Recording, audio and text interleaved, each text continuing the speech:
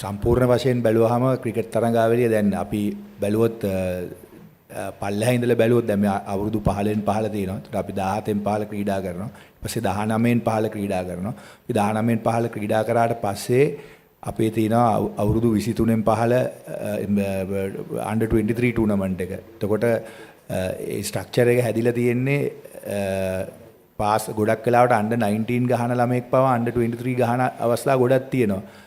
එතකොට ටැලන්ට් එකක් තිබ්බොත් ඒ ටැලන්ට් එක අයිඩෙන්ටිෆයි වෙනවා. අපේ කවුද ජෙරම් මහත්මයා කිව්වා වගේ මේ ස්කොඩ් වලට අයිඩෙන්ටිෆයි නොවි ඩිරෙක්ට් සමහරක් වෙලාවට ක්ලබ් ක්‍රිකට් එක ගහපු අය ඉන්නවා. ඊළඟට එහෙම නැත්නම් බොහෝ විට මේ අවුරුදු 23න් 15 තරඟාවලියට වගේ යනකොට දැන් අපේ මම හිතන්නේ ලංකාවේ තමයි ඩොමෙස්ටික් හොඳම ස්ට්‍රක්චර් එක අපි දන්නවා තිබ්බා කියලා තිබ්බේ සහ තියෙන්නේ. මොකද අපේ ස්කූල් ලෙවල් ක්‍රිකට් එක ලෝකයේ අනික් තැන් වලත් එක්ක බැලුවාම ඒ ස්ට්‍රක්චර් එක හොඳයි. ඒක තිබ්බින්දා අපි මම හිතන්නේ ලෝක කුසලාන දෙකක් දිනලා තියෙනවා.